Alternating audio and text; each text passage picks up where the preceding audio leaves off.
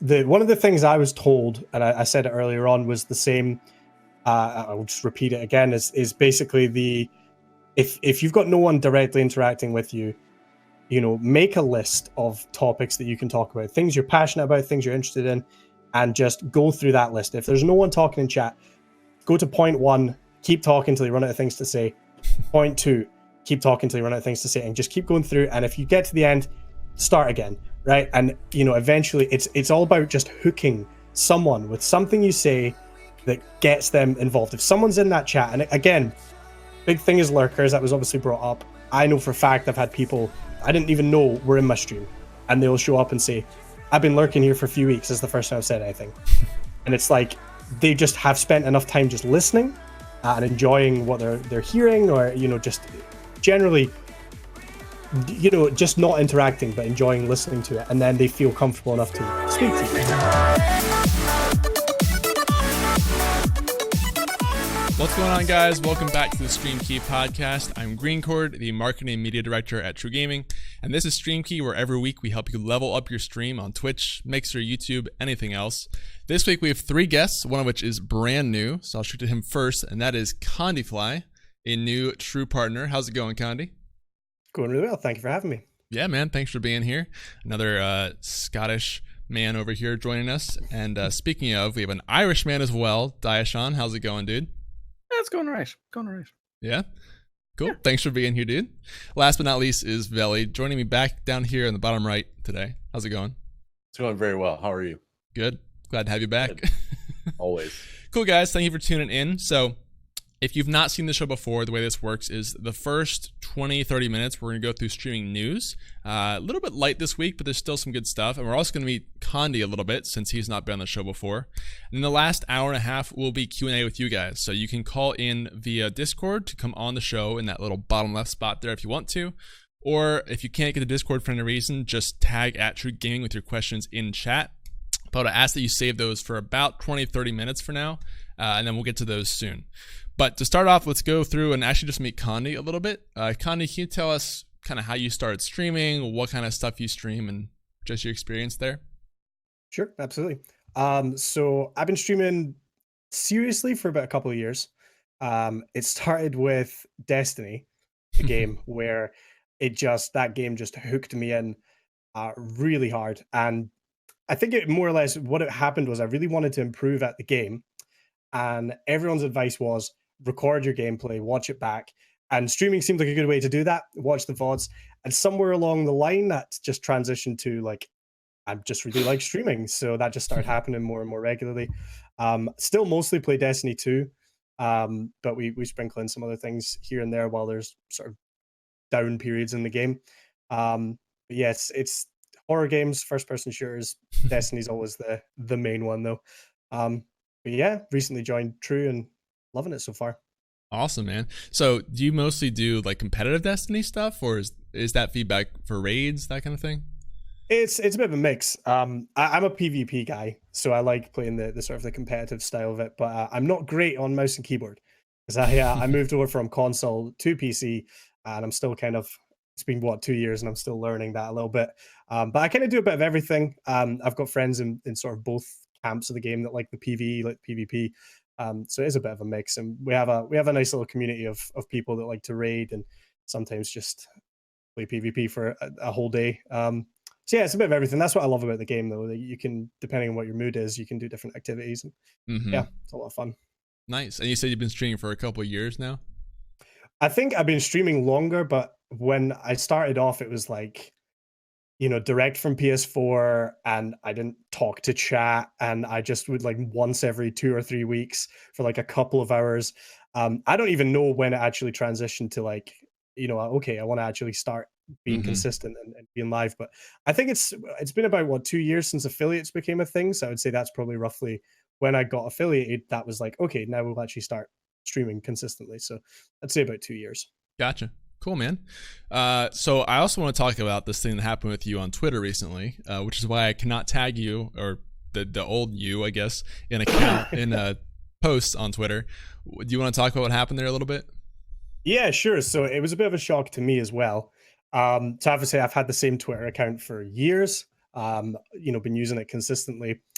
And so I've always been trying to come up with interesting ways to do the going live tweet, right? Rather than just link, I'm streaming, right? Try and do something else. So we had a few different little videos that we were messing with, and we had one that my editor came up with, which we thought was really funny.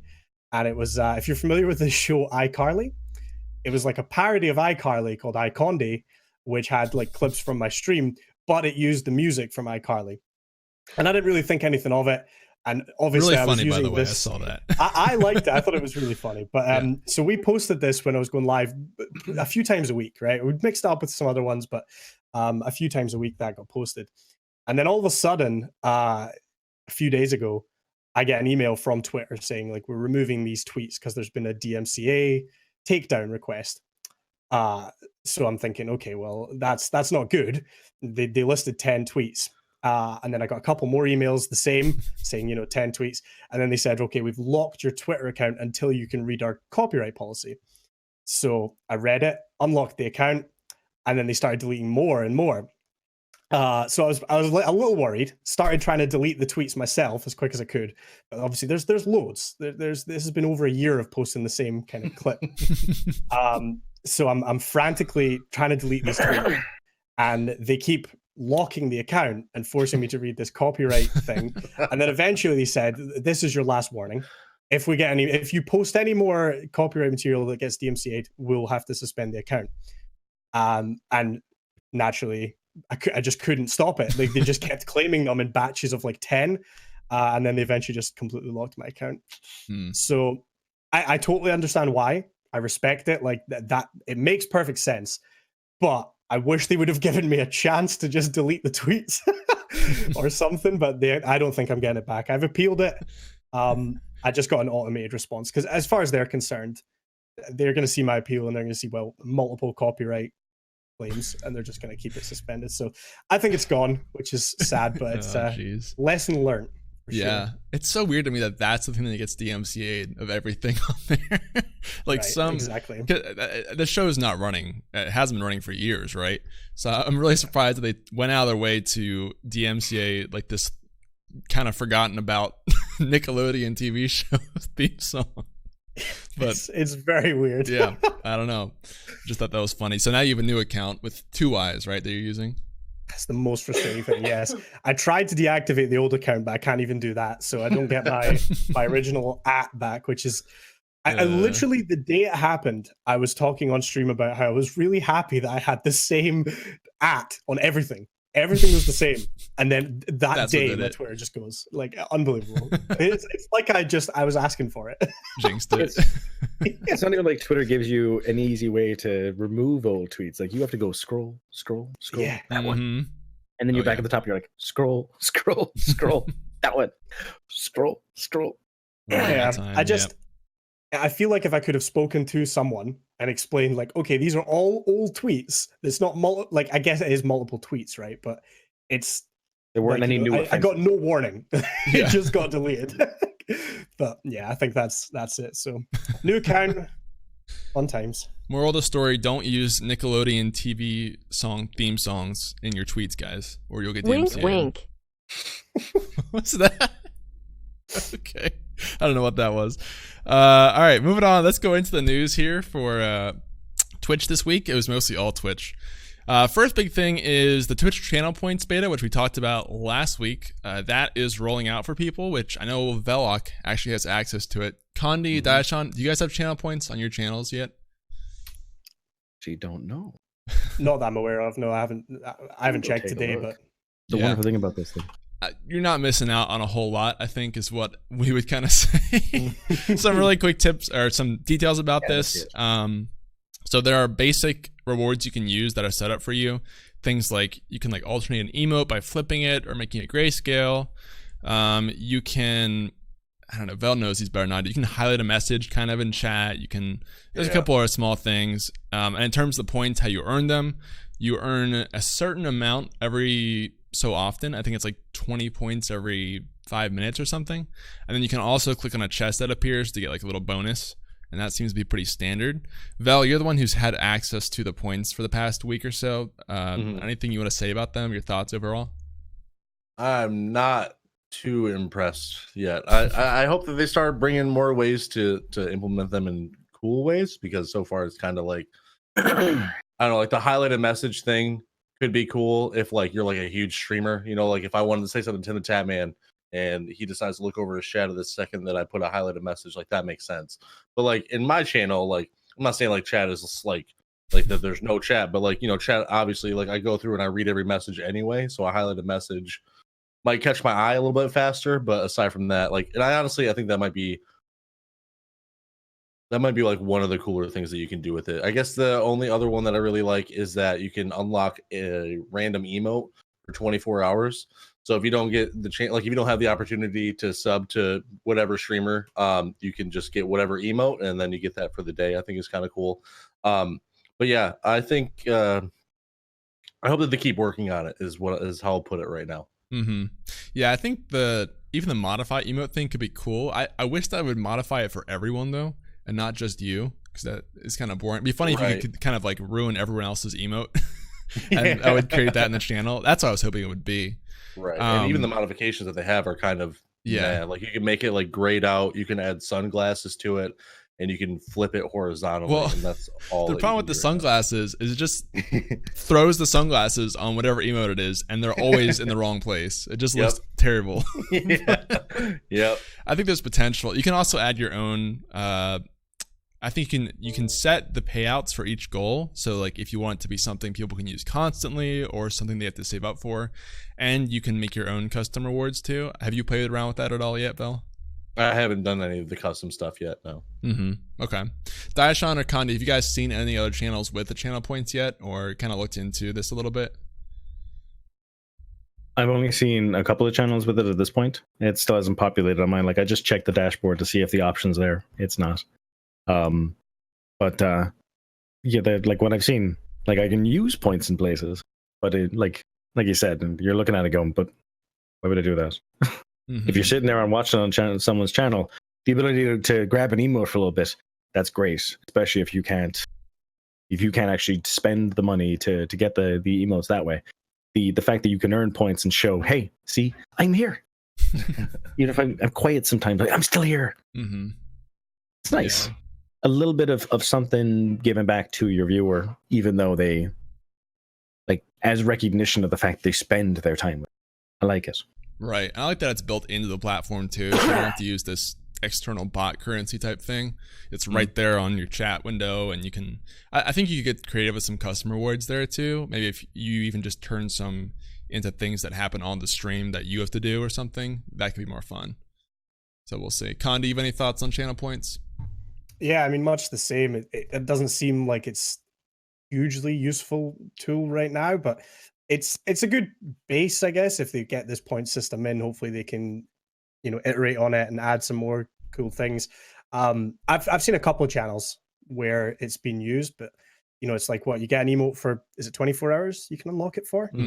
Which I guess is nice. Like you say, if you're a viewer in that channel that can't afford to subscribe, like lets you feel a bit more involved in the community. It's like a little, I guess, like a free preview of what it's like to have the emotes and things. It is quite funny seeing all the emotes with the sunglasses that just don't go anywhere near like making sense. They're quite funny. But yeah, I hope they continue to add more features here and there. And obviously I've not had a chance to look at the custom features yet. I never personally had a point system in my chat, so I'm kind of new to the idea of doing that. So it'll be interesting to see what you can do with it down the line. For sure. Yeah, we'll have to see what they do. Second thing, sorry, go ahead. An addendum to that, right? When you're looking at the actual points page, when they're talking about doing this thing, they show that you can choose to unlock a particular emote for like 10 points. 10 points, you get that after like 20 minutes of sitting there on the channel. It's like hardly any time you earn enough points to just keep doing this. You can keep unlocking it every day.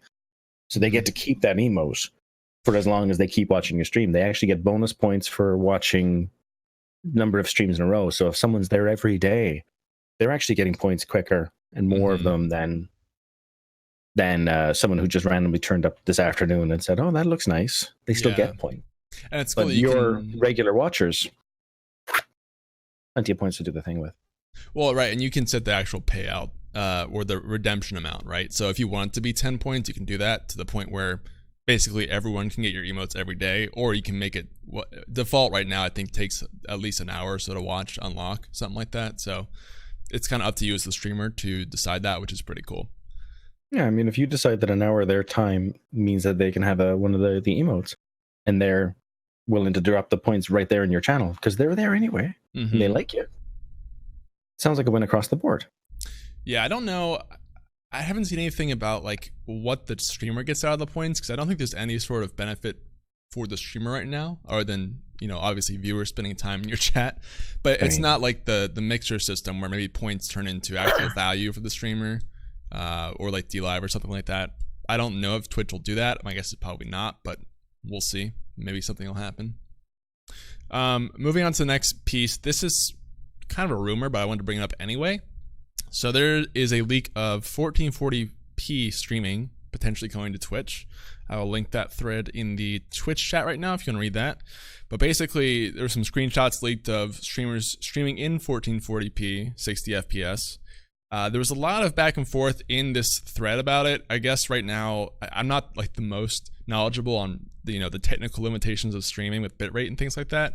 But it seems like the current bitrate limits for Twitch aren't really going to support 1440p. So people are thinking if 1440p is coming, they're probably going to up the bitrate limitations as well. And there was also some Twitch staff talking in this thread, which makes you think it's probably going to happen. But also they are talking about how they don't really give great restrictions and clarity on what you should be streaming at for bitrate right now. So I guess they're going to improve on that, which is good to hear. I know, so like Velok has streamed in 900p, is that right? Okay, do you still stream in 900p? Yeah, I do. Okay. What do you guys stream at, Condi, Diasean? I'm 720, 60 usually. Okay. Same, because realistically, I didn't want to ever hit that cap. And there's a couple of streamers in my house, so... Right, I think that's why you don't see a lot of people streaming at 1080. So I think even if they bring 1440p to Twitch, probably a lot of people can't really take advantage of it unless you have that transcoding every time and you have the gear and bitrate to support a stream looking that good. So we'll see. I just want to bring it up though in case it does come out. That way you guys can kind of prepare if you are one of those people who has access to transcoding and things like that. There was also just rapid fire, tons of little things that Twitch added this week. First of all, they added a recommended for you sort type in directories. So instead of filtering by viewers, large to small, you can sort by recommended. I wasn't super impressed with that because it's really hidden, and even though I keep talking about how important discovery is, I don't think anyone's really going to find this personally.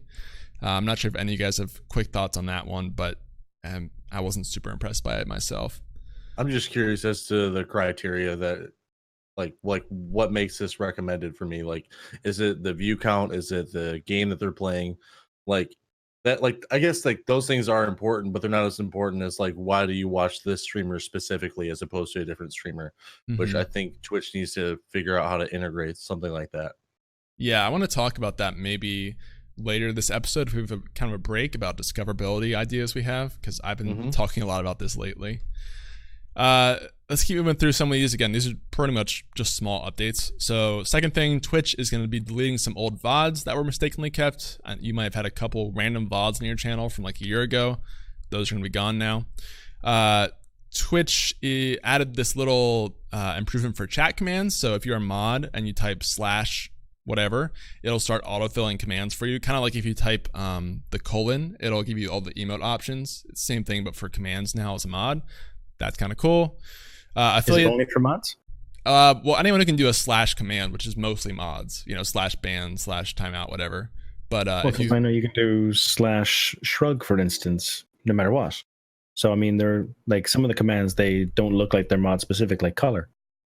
Really, I didn't know the /shrug. Like for instance, I'm a VIP here on this channel, boss. You do a / there's a list of commands that pop up for me. I don't know. I don't actually have it when I pop it in the channel myself, but in any case, I guess they're adding that for streamers in general. I think it is mostly designed for mods because they're using it more often, but I guess if you're not a streamer, you can do it as well, and not a mod. Some other things, affiliates can now update their emote prefixes if you change usernames. That's nice if you decide to swap usernames, but you still have that old prefix for your old channel. Kind of cool. And that's great. Mm-hmm. Yeah, I don't know how often this has affected people. I actually haven't heard of anyone who's been in this situation with the name change. Have you guys? Avenger, actually. Oh, really? Mm-hmm. Plus, then you get some people who don't want to change their name because they don't want to have that prefix disconnect. Now they've had that door opened from. You may actually be seeing a lot more username changes because of. Yeah, we'll see. Good to know, guys. Free now? There you go. Okay, so Twitch. This was maybe a little bit bigger thing. Twitch actually emailed. We talked 2 weeks ago about Nick A30 moving to Twitch, similar to the whole Ninja thing, moving to Mixer. Twitch emailed most users on Twitch about his move to Twitch, Nick A30, and they even sent like his first stream times and when you come out to watch him. I mentioned that because we like to talk about whenever Twitch promotes a streamer on other people's things or just goes out of their way to promote a certain streamer. That was kind of interesting, although I think given the fact that they're trying to make him a brand on the platform, it kind of makes sense. You guys have any quick thoughts on that one before I move on to the next piece? No, I think it's it fine. Makes sense. Yeah, I think it makes sense that Twitch would try and push, I guess, the kind of the bigger people, given what's happened recently, right? And I would prefer that they would email everyone rather than put an ad on everyone else's stream, right? Like, I think they're doing it the better way out of the options available to them. So yeah, I see no issue with it. Cool. I kind of agree with the same thing. I mean, they have to protect their brand at some point and start building some new people. So last thing I want to mention is we released, you guys may have seen before, our games tier list for True Streaming. So these are basically, I did this little study of the best games to play on Twitch according to average viewer ratio. You can see that whole video. I just posted it in the chat, but it'll tell you sort of what viewers are looking for the most right now on Twitch in terms of streamers relative to viewers, if that makes sense. Hearthstone is number one, by the way. Always has been for some reason. So that was the news for this week, guys. We have some chat questions to get through as well, but now's the time to start submitting questions. If you guys have your own question for us, you can join the Discord by typing !calls. Just join in voice chat and we'll get ready to add you on after you accept the friend request. Again, if you can't get the Discord for any reason, don't worry.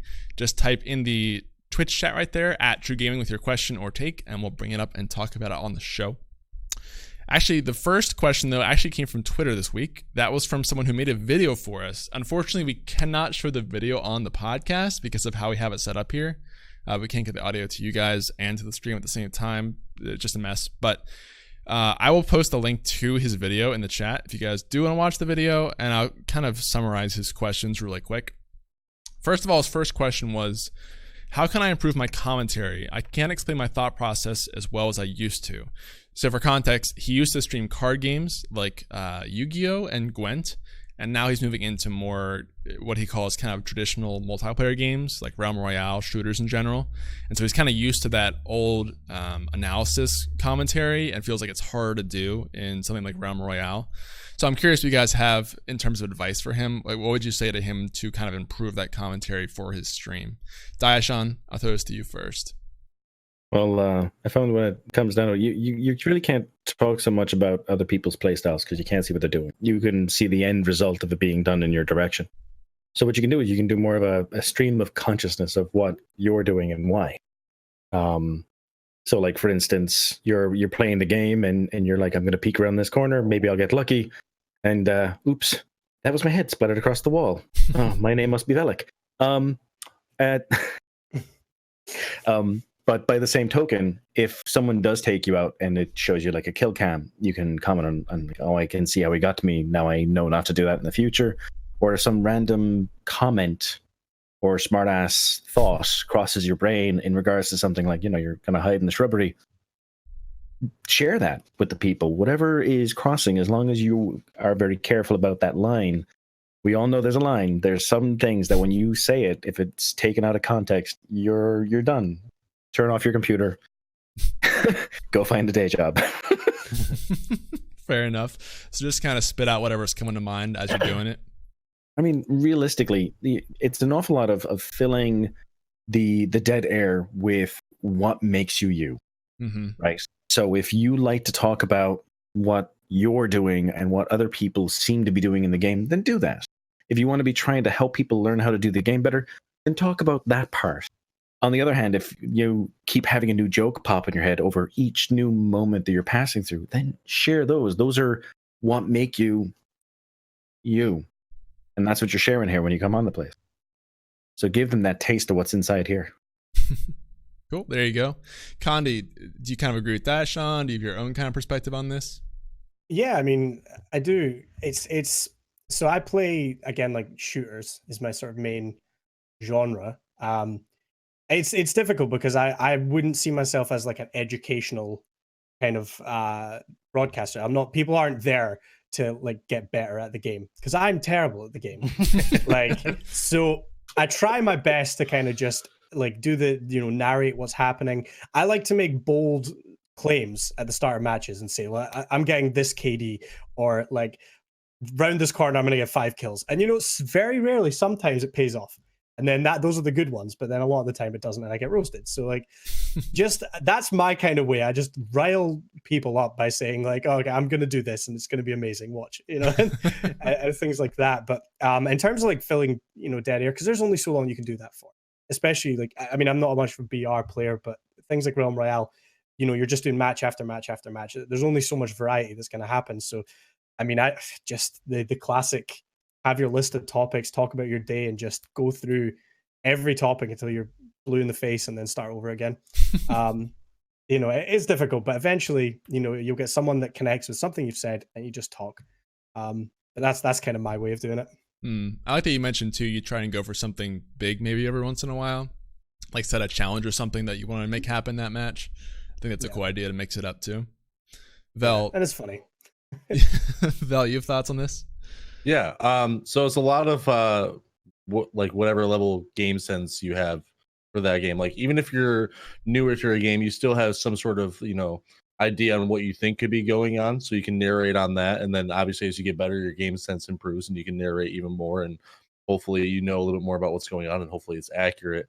But a lot of things I like to do is like to try to create like situations where like I don't even really have to talk in that scenario. But like what I'll do is I'll say something like, I think I picked this up from Tim the Tatman or something, but I'll say something like, all right, chat, you guys ready? Like, you guys ready to see like something like, this is why you guys sub to me, watch this. And then usually what happens is it just I fall flat on the floor, and like I'll just die, and like it looks really bad. But that's like a meme moment. But like it's not even you talking, it's like it just gets chat engaged and wanting to watch just to see what happens. Like you can either pull it off and it's going to be awesome, or you're going to fall flat on your face and it's going to be hilarious. Just creating those scenarios for like, just to kind of hype them up, like, oh yeah, this is going to be awesome, like watch this, and then you fail miserably. Like that's hilarious. Like people like seeing that, or they want to see you play well, which can happen sometimes too if you're not me. So it's kind of like Condi said, just like go for something big, and whether it happens or not, it's going to be entertaining for people. Yeah, for sure. You just build up that false confidence in yourself, and then like when they see you fall on your face, they're gonna think that's funny. Yeah, so I like that kind of. You guys gave two sort of ideas there. One, like Diasean said, is just sort of, shoot out everything you're thinking. Just keep talking as much as you can, stream of consciousness. And then the other side from Vel and Condi a little bit is, every once in a while go for something big to make it more exciting and more interesting. And you're going to get good content out of it either way. Are you kidding me? I'm going to steal that part. Yeah, there you go. Awesome. All right, we have 2 callers actually. We have a lot of stuff to get through. Sweet. First one is Alex. It's Deskey, I believe. Just changed the name as I was reading it. That's the first time that's happened. All right, let me add It's Deskey to the call as soon as we get the friend request approved. I just sent it out. We also have British Avenger, the one and only, waiting in the call room. So I think Deskey joined first, though. British was kind enough to let me know that. And as usual, I'll leave him for second in the show. All right, we're going to add Deskey right now. Sword Avenger. Hello? Deskey, there? Hey, can you hear me? Hey, yeah, what's up? Hello? Hey, so I kind of talked to Velak last week about it. So I had the question. I work third shift, and the only time I can really stream is in the morning while my mom is at work and my brother and sister are at school. And I kind of had a question of uh, how would I go about that? Because by the time I get home, I'm like super drained and tired and everything. And when they're home, I kind of don't want to disturb them and everything. So I kind of had the question of how would I go about that? So, wait, I thought you said you could stream in the morning, or you say at night after the shift? He said he streams third shift, so he does the overnight, right? Well, so I work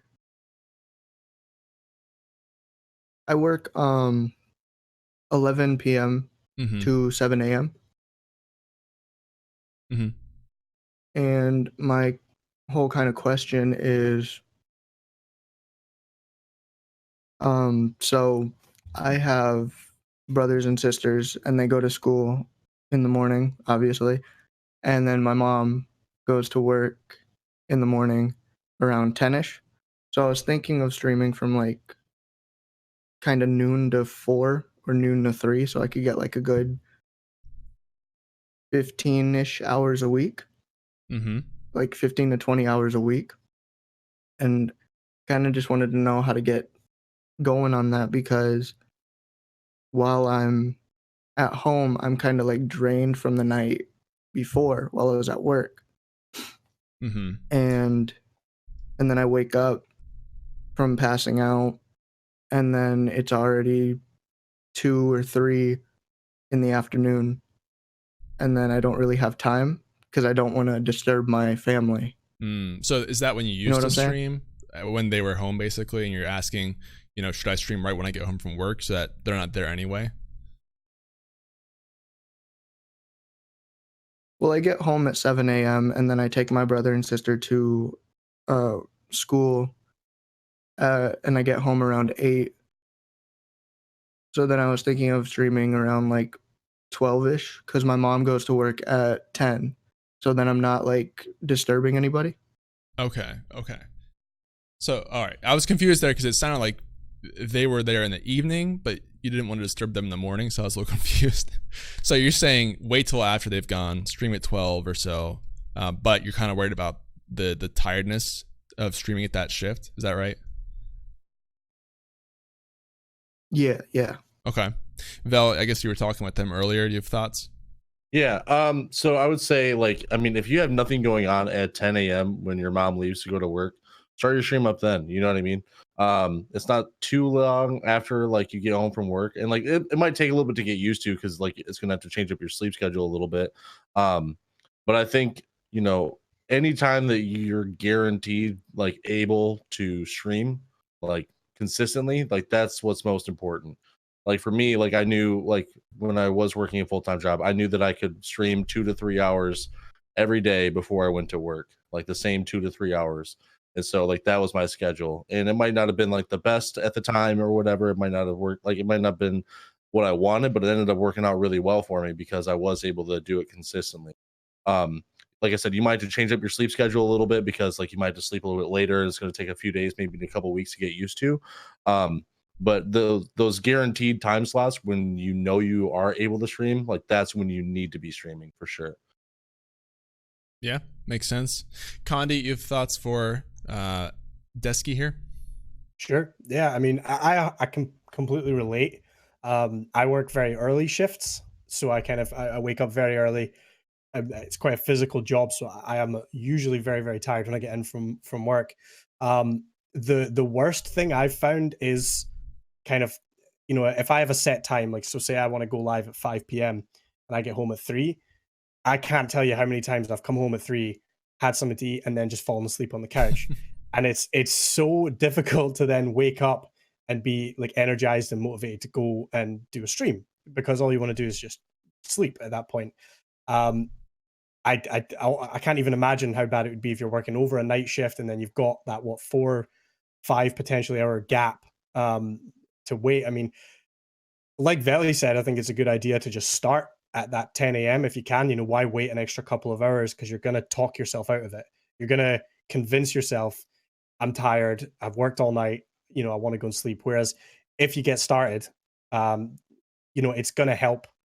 You're not going to have that time to convince yourself that you're tired. And for me personally, I find 9 times out of 10, once you turn the stream on and you get into it, you don't feel tired anymore. It kind of wakes you up and keeps you going. It's not easy, 100%. You know, I appreciate that, but you know, before you go live, put your headphones on, listen to some music, get yourself hyped up. Yeah, it's tough. It's about just that willpower of forcing yourself through it. And as I say, most of the time, you'll be glad that you did. Yeah. Do you have any other like kind of tips on, you know, when you come home from that long shift and you're tired, but you know you need to stream at that point? Is there anything you do to kind of help you get right into it and not fall asleep on the couch? I mean, for me, yeah, I do. I generally will come home and spend a little bit of time with the wife. If we need to go out and, you know, run any errands, we can go and do that. If I'm coming home and the house is empty, I will generally get on my PC. I'll start watching other streams, talking to people, and just keeping my brain active so that I'm not going to just fall asleep. Putting Netflix on or something like that is just asking to for me anyway. I'm old. I'll just fall asleep. So I try and, you know, work on some other stuff. You know, can I have a Twitter post ready for when I go live? You know, spend that time working on it. Can I go and post something on Instagram? Is there a video I could maybe be editing for a little while to go on YouTube? Just keeping busy until you're ready to actually go live. Obviously, in this situation, you know, like you said, you're maybe taking your brother and sister away to school. It's just keeping yourself active, I suppose, and finding other things that you can do with that time. That works for me. Awesome. Diasean, do you have anything to add for Desky here? Well, actually, I got a question first. So you've got that chunk of time when you get home where you help to get your siblings off to school. You're there with your mother. She goes off to work. I'm assuming that you find somewhere to sleep in here before they come back from work and come back from school, and you spend time with your family at that point in time, right? Yeah. So you're essentially you're trying to figure out where you can steal hours for your stream so that you can still sleep, still spend time with the family, and still do your job. You're trying to find the work-life balance. It's all well and good to say, just power through until your stream time, but you still need to be able to find somewhere to sleep in between that. So I'll put up a different idea for you instead, based on something I do. I get up at 4:30 in the morning to go to work. I pull a 10-hour day before I come home, and there are a lot of times where when I come home, I'll take a 40-minute lap, and like I'll set the alarm, 40 minutes, loud as can be, and then I'll take a nap. And that 40 minutes will buy me some time so that when that thing goes off, I do my stream, I end the stream, I spend some time with the family, I then go to bed, and then I start it all again the next day. So sometimes it's not necessarily about powering through, it's about getting yourself set on being able to take 2 separate sleep times so that you can fit in the middle. The other option to that instead is you consider taking that stream time and putting it before you go to work. So you do the sleep, you do the family, you do the stream, and then you go to the job after the fact. If that works better for you, you need to figure out where you get your rest, where you fit your stream, and still be able to get that time with your family and with your job. So that's literally, there's only so much that we can tell you on this side because we do it based upon how our lives fit us. But I can tell you now that if I couldn't take that time for that nap in between, I would be fecked when I try to do the stream. Like there are days I'm just like, no. Yeah, I think So figure out where you can take your sleep, but where you can get your sleep to. You have to make sure you get sleep, get time, and do your job and stream. Because if you can't fit those pieces together, you will be miserable. Find a place to get your sleep from. One thing I'll add in there too is it sounds like you're kind of in a place where you have to choose a little bit between your stream time and family time. And I would just like ask you to be careful about thinking through that, since I don't think you necessarily need to feel like you have to sacrifice family time to stream more, and make sure that you understand what you're giving up in that sense. Like if streaming is really important to you and you're super determined to make it happen, then it probably is going to require some sacrifice in terms of family time and sleep. But just make sure that you really think through that and make sure that you're willing to have that sacrifice if that's what you decide to do. Because I think sometimes people feel like they have to sacrifice family time and they have to make streaming work, when really maybe after they're 5 years down the road, they'd wish they spent less time streaming and more time with their family. So I would just stress to make sure you think through that carefully before you start to give up that time. If you value that time with your family very much, is what I mean there. But Desky, you have any other follow-up questions or thoughts on this? Yeah, I had one more question. What would you? I know this is more of a Twitch podcast. It's all streaming. But so I have like about 7-8 followers on Twitch at the moment, but I have about 20 to 25 on YouTube. So what would you guys think would be better? Would it be better to stream on Twitch? Well, okay. First, I should probably say I play mainly like Call of Duty. Mm-hmm. And I know the directory on Twitch for Call of Duty is very swamped with all the people with 0 to 5 viewers at the bottom, and it's hard for people to find you. But then you can have hashtags on YouTube where you can have hashtag Call of Duty, whatever the name is for it, mm-hmm. and people could search that up and choose live channels. So what would you guys think would be better to stream on? Sure. I thought this to Condi first, actually. You did some YouTube content, right, Condi? Yeah, so I have videos that we post. I've never streamed on YouTube, unfortunately, so I can't really speak for that. I very much use YouTube as a place to kind of just put highlights, best bits, more because I feel like I really need to. I don't understand YouTube really, how that all works. I have an editor that makes videos for me. We upload them, and that's about it. And I don't know how to grow on YouTube and how to make all that work the same way that necessarily would work with streaming. I guess my advice would be, give it a try. At this point, it doesn't sound like you're too far in on either. And there's absolutely no reason that you couldn't. If you do choose to stream on Twitch, you can still upload videos to YouTube as well. And there is a lot to be said for bringing a YouTube audience over to, a streaming platform, which has been done before and is a good way of doing it. I would just have to say maybe take a couple of weeks on one, a couple of weeks on the other, see what you prefer the feel of, see where you maybe think you're getting a bit more traction, and go from there. It sounds like you've done a bit of the research in the Twitch directory. And like you say, it's difficult when you're at that point and it's a very saturated game. But yeah, it's going to come down to what you prefer. And there is no reason that at this point that you can't do both. So I would give both a try and see what you feel like. Sure. Yeah. Diasean, what are your thoughts for Desky here? I mean, no one said he had to pick just one. YouTube has an algorithm for helping you find videos that are similar to your own. If you're streaming there and you're popping videos onto it, that is going to help people find you. And as you can tell by looking at some of the people from YouTube who've gone to Twitch, they convert their popularity on one platform into popularity on the other. There was this YouTube channel I tripped over a little while back, Girlfriend Reviews. All she did was videos on what it was like to live with a guy who was playing a game. And then they were like, you know what? We're doing a Twitch channel after 2 videos because they were popular.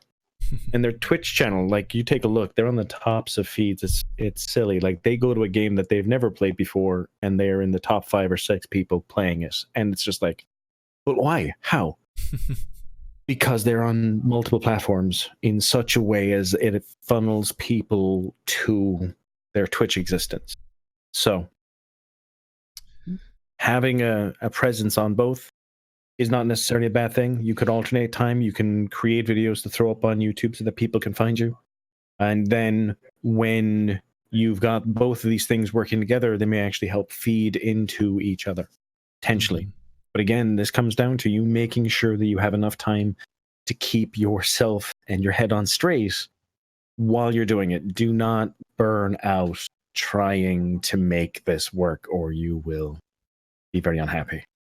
I think there's a lot there to be said about the discovery of YouTube too as a platform versus Twitch. But I do want to throw this to Vel first. Do you have any thoughts on this? As YouTube versus like, Twitch. YouTube versus Twitch. Yeah. I honestly, okay, so I think they both have really good, like, I think they're both solid platforms to stream on. I don't really think it makes too much of a difference on which one you choose. I think what it really comes down to, especially with something like Call of Duty, where either way you're going to be going through something like there's a lot of overly saturated amount of streamers that are between like 0 and maybe a few viewers. And to fix that across any platform, I think it's just making those connections with people. And if they see you as the kind of person that makes really good content, it doesn't matter how many views you have. They'll start showing up and they'll start trying to support, and just getting that first person that sees the potential in you could set you above, that 0 viewer mark that you need to hurdle over. Just be that streamer and make that content that people just, they want to see it succeed, and they want to see you do well because they like you as a person, they like you as a content creator, and they want to see you do good things. So it's all about making those connections, and regardless of how many viewers you have on any platform, just making the best content that you can and having a blast while doing it. That'll really set you apart from the other people that have 0 to 4 or 5 views in the same directory. Mm-hmm. Yeah, I would say if you're looking at your two, Twitch and YouTube, and you've got 20 extra followers on YouTube, that is not a reason to start streaming on YouTube, because it's going to be some night and day difference. I mean, it's pretty equivalent. Honestly, kind of like Diasean was saying, the people who made the YouTube videos and then went to stream on Twitch, it didn't grow on YouTube because of their live streams on YouTube. They grew on YouTube because of their YouTube videos. So I think you're going to run into discoverability problems on both Twitch and YouTube in terms of streaming. But I think YouTube videos are great for discoverability, and you can convert that to YouTube streaming or Twitch streaming. So in terms of actually, though, which should I stream on, I think that kind of comes down to what Vel said, like whatever you're more excited about. I think each platform kind of has their own perks and disadvantages. I think Twitch is really good for monetization and just the culture aspect. I think YouTube maybe is a little bit for discovery in terms of the streaming portion as well. But it sort of comes down to whatever you want to do. And then you're going to have to go outside of streaming to build a following and get discovered, though, regardless, wherever you are, it doesn't matter. So I think that should be something you focus on rather than trying to decide which platform will be your most used streaming platform, if that makes sense. Desky, do you have any other questions to add here? No, that was it. And thank you all for the feedback. It really means a lot. Yeah. Cool, man. Thank you for calling in. We appreciate it. Yeah. All right. Have a nice day. You too. We'll see you later. All right. Oh, there's Vel. Okay. So next one is British Avenger, the one and only, calling back in. Let me add him to the call, and we will get right back into these. British, you there? Hello. Hey, what's up, man? How are you? Hello. All right. What do you want to talk about this week? I want to add on the first question you guys answers to. It was like talking to stream. Of course, like what I'm doing is like mainly coaching and education. So like, kind of what Val said with like game sense with a game. Like, if you're very high in game sense, like also you can talk about like what you're doing and like how, like with like Siege or like CSGO, you could like after that round you could talk about what you did in that round and what you could have done better, or like something like that, kind of go through your gameplay.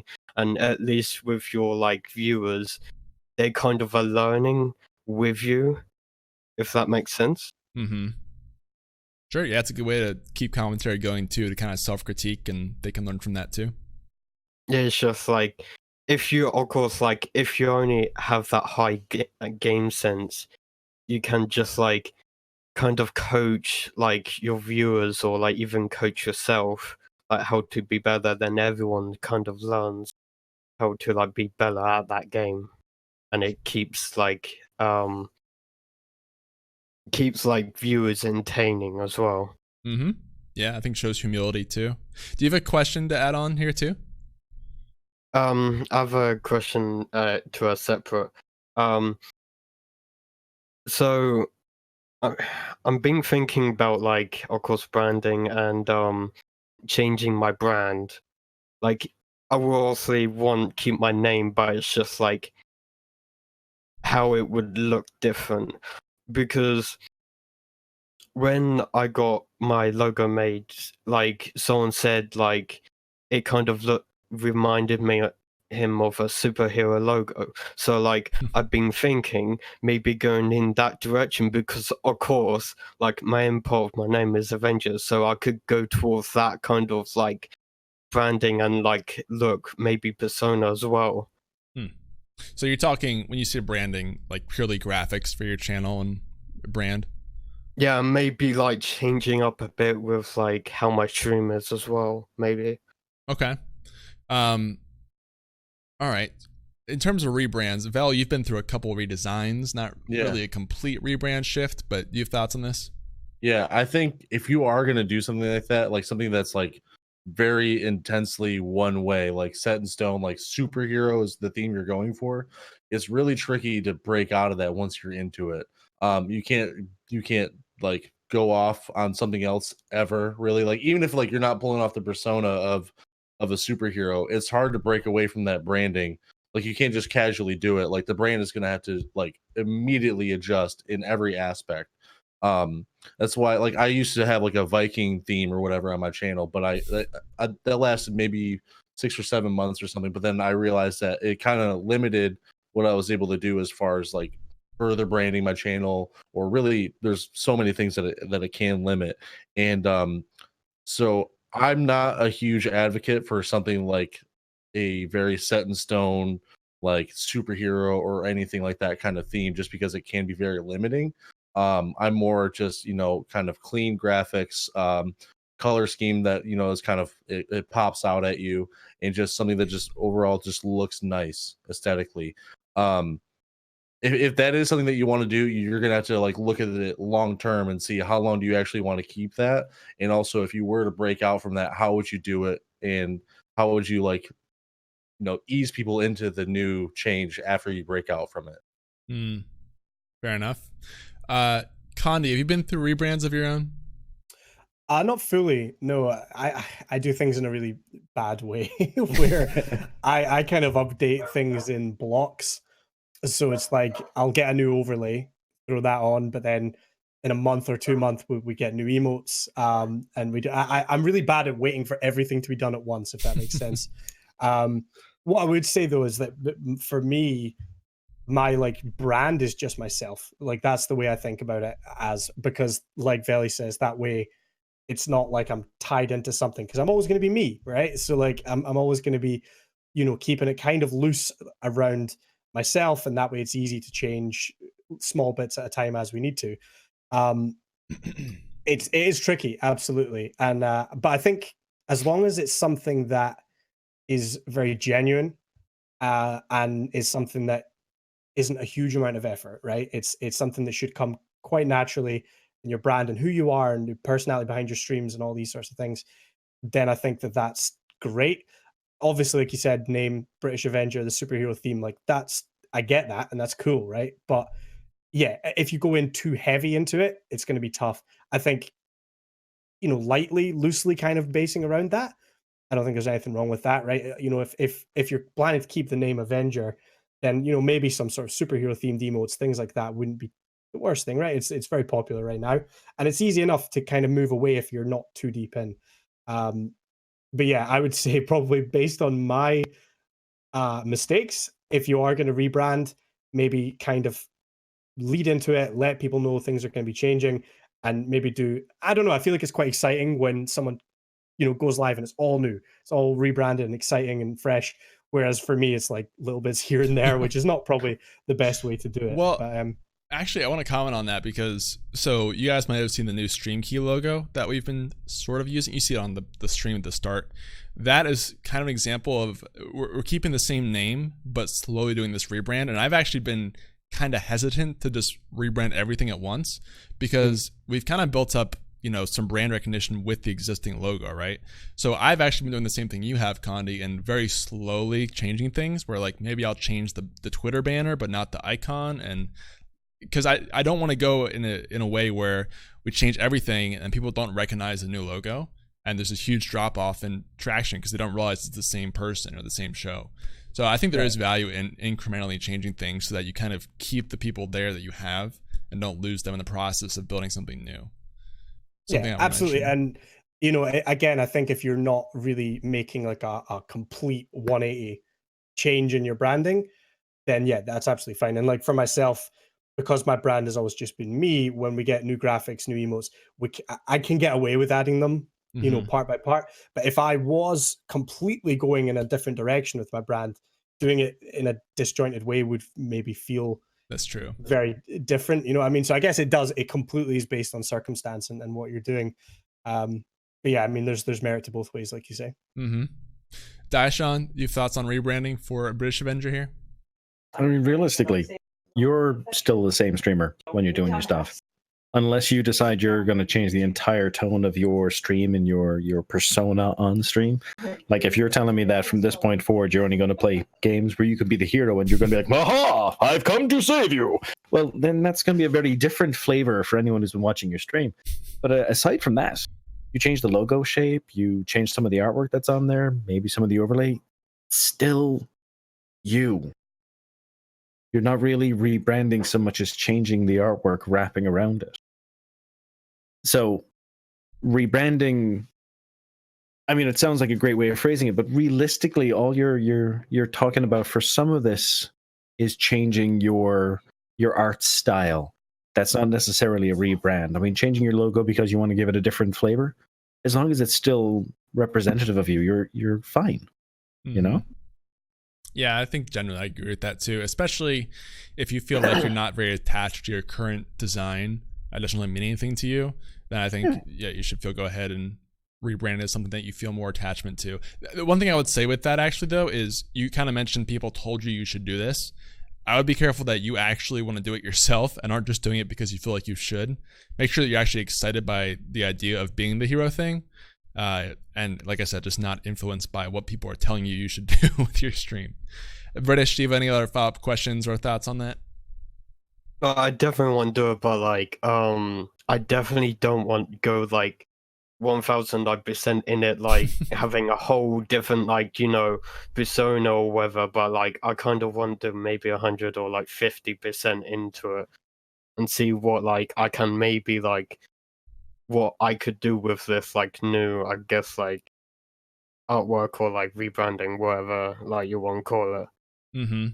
Sure. Yeah, I think there's value in kind of easing yourself into that, especially if you have people who are already following you who might not make the leap with you right away with that new brand. Cool, man. Well, thank you for calling in once again this week. Always good questions. Yeah. See you next week. Yep. See you next week, man. Alrighty, let me check the Discord. And we have another caller actually. Lumberjack Allen is gonna be joining us. Lots of callers this week, guys. Thank you for doing that. By the way, if you guys are wondering, you get to jump the line as a caller. So that's why if you've asked questions in the chat, we go with callers first, and then between callers, we'll read the chat questions. If you've asked a chat question, you can re-ask it again, or we encourage you to call in to skip the line. It's an option there. Let me add Lumberjack Allen into here. Am I not friends with him? I thought I was. Let me get a check here in the Discord.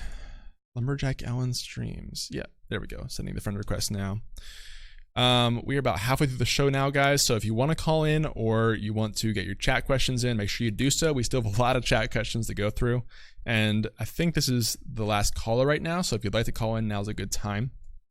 Let me add Lumberjack in right now. Jack, you there? Hello? What's up? What's up, Jack? Hello. How's it going, guys? Good, man. Hello. How are you? Good. So what do you want to chat about on the stream today?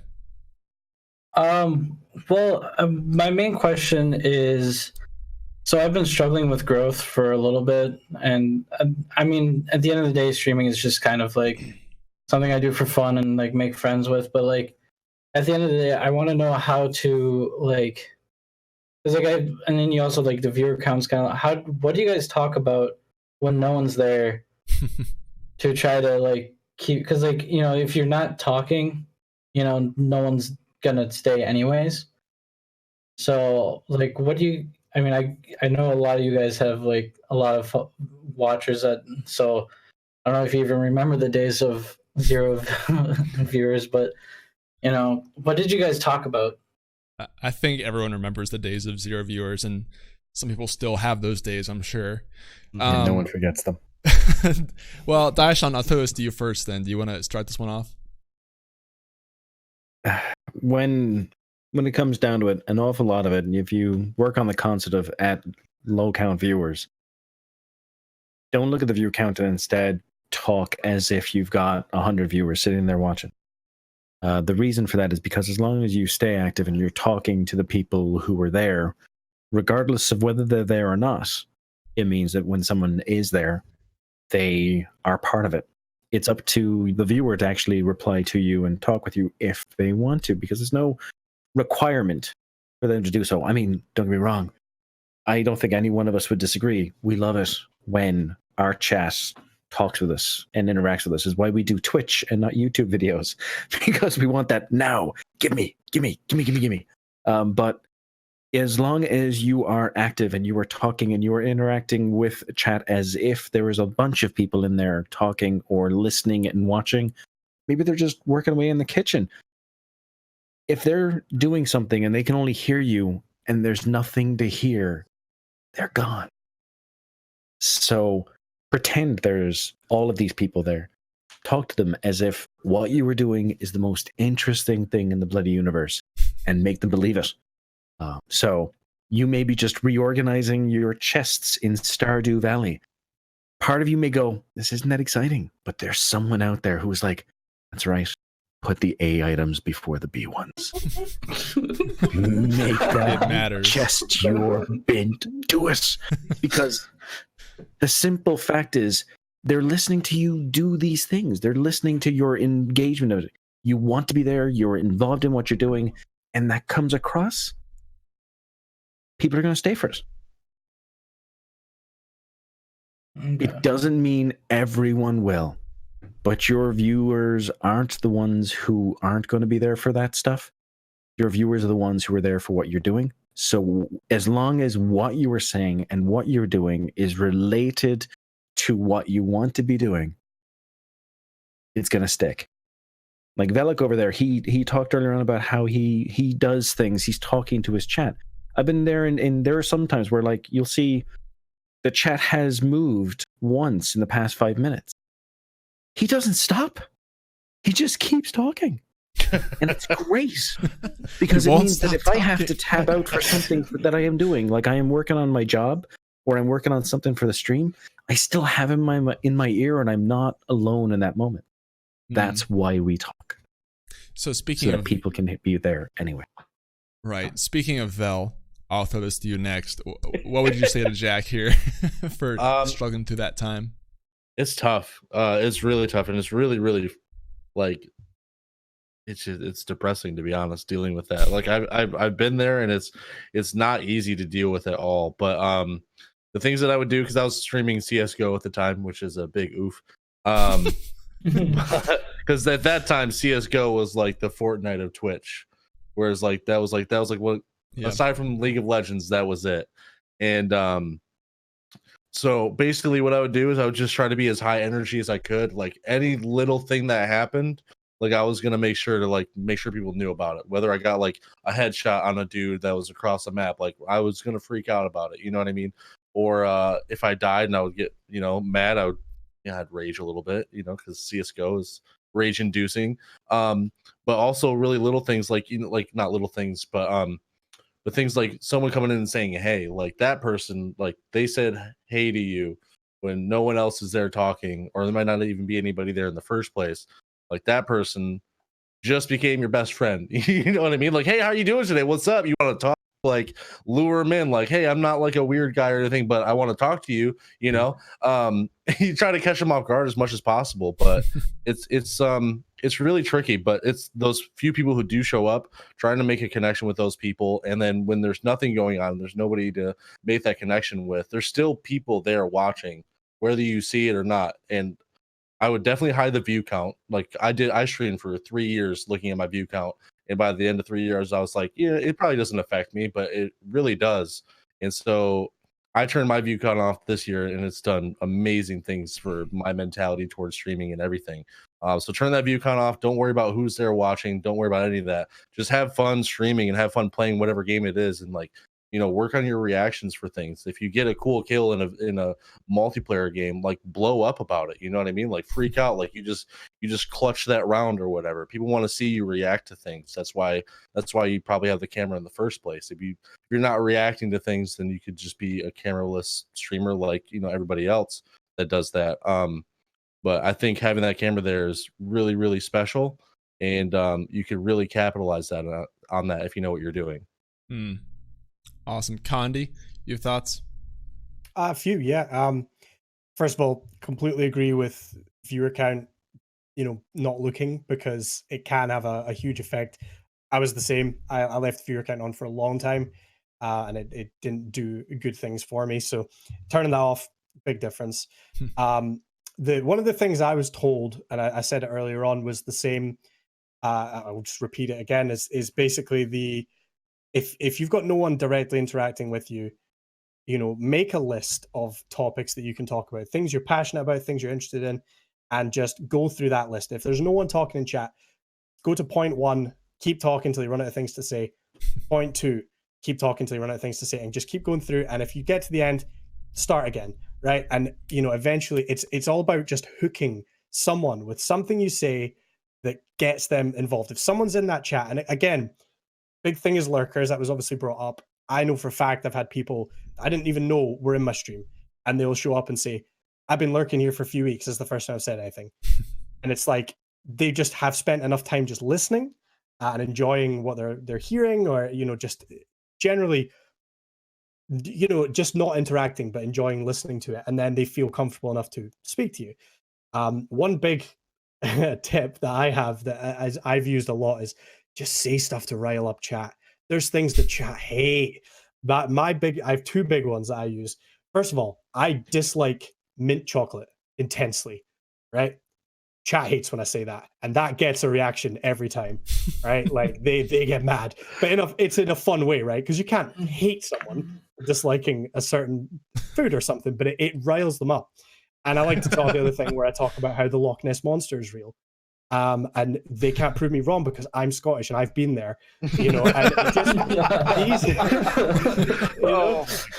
these topics, you'd be amazed how many people will be sitting lurking. They'll go, "Hang on, but this guy doesn't like mint chocolate." No. I need to get involved in the chat, and then that you know, you get people in and they're talking and things like that. You know, obviously nothing controversial, but you know, you can say stuff, topics that people like, you know, anime, movies, food, things like that, right? It will get people talking. And it's just talking about these things over and over and over until you hook some people in. And that's the key. It takes a long time, absolutely, but stick with it, keep doing that, and eventually it will pay off. Yeah, I think that is huge too, to have content to talk about prepared ahead of time before you stream, because especially if you're starting out and you don't have a lot of people in your chat, you have to have content that isn't dependent on them. So stuff that you can talk about throughout the day, even if you don't write it down, just being able to talk through things yourself is kind of like the fundamental thing for your stream. And then eventually you can build viewers, and you'll be able to count on those most times when you're streaming to kind of build some chat. But I think there are points in everyone's stream where chat's slow for a little bit, and you got to kind of fill that gap with your own content. So you should really start doing it as soon as you can, because that's always going to be a valuable skill as a streamer. Jack, do you have any follow-up questions or thoughts for the panel? No, thank you for letting me come on and talk. Yeah, man. Thank you for calling in. We appreciate it. Yeah, no problem. Cool. We'll see you later. Alrighty, let me check the Discord. We have another caller. Duke Lamond is calling in. Sounds like Vel knows him. Yes, the Duke. good dude. I just added him as a friend. We have to wait for him to accept the request really quickly. But yeah, I'm telling you guys, call in. You get to skip the line. That's the way to do it. What? Nuh-uh. Val, you know. Here's a random question for you guys while we're waiting. Sure, go ahead. Multiplayer, Discord. Do you mute yourself in your Discord, like your Discord call, while you're talking to your chat, or keep them live? personal preference. So like you're in a game, you're using Discord to keep your team working. And then as you're going, you're like, oh, I'm going to talk to chat real quick. Boop. Talk to chat. Boop. Come back to the game. And how do you avoid those mishaps where you think you've muted yourself in Discord and instead you've just started babbling about how terrible your teammate is? You can't stop this. Or you're throwing them under the bus on purpose because you just want to get a rise out of the fella on the other side. I think I always use push to mute personally when I'm in Discord. I think it is valuable to be in there. The only issue sometimes you run into is you get so caught up in talking to chat that you forget to talk to people in the Discord with you. I don't know if you guys have run into that as well. Yep. Your teammate take a look at your stream and they see you going like this. In the meantime, they're like, why are you muted? Oh boy. All right, Duke is ready to go. I'm going to bring him in, but you guys can finish this if you want to. I almost got it the right time. Duke, hello. Can you guys hear me all right? Yeah, how's it going, man? You know, my face is really thick, but you know, here we are. That makes a few of us here. Same though. Yeah, whoa. Go ahead. So, I had kind of a two questions today, and if we can get to both, that'd be awesome. My first question is in regards to taking not really a personal break in regards to like mental health, but more physical health. So I've had to like take care of a bunch of things. I had surgery and like all this stuff that kind of put me on my butt for a little bit. And I haven't really been streaming at all for the past like 3 weeks. Like maybe once or twice a week if I'm lucky for like an hour or two. Now I'm mainly a Fortnite streamer, so it's like that's where most of my viewer base is, although I do kind of brand as a variety streamer. Since I left, Fortnite has kind of like the viewership has actually really declined. And not super drastically, but just enough to whereas I'm kind of at this crossroads where next week when I make my comeback or whatever, do you think it would be smart to kind of go back to my variety roots now while the game is kind of suffering, or should I kind of play it again to kind of get the things back in motion? Because the streams, although the numbers don't matter to me all too much, have definitely been slower since I've been inconsistent with my schedule, and I want to make sure that I want to get you guys' opinions on what you guys think I should do. It's obviously not a dead game, but I mean it's not as what it used to be as it was, you know what I mean, before, especially with Borderlands and stuff like that. So I want to know you guys' thoughts. Okay, cool. Let me throw this to Condi first. What would you say to Duke here? Yeah, I mean, I guess it just depends where you see yourself going long term. If you want to go back to variety, that's maybe the better idea to just start that early. If you think you do want to lean heavily into Fortnite, which again, you can obviously still do variety and lean into one game. I guess it's hard to say. I mean, I don't follow Fortnite too well. I know it is on a bit of a decline right now.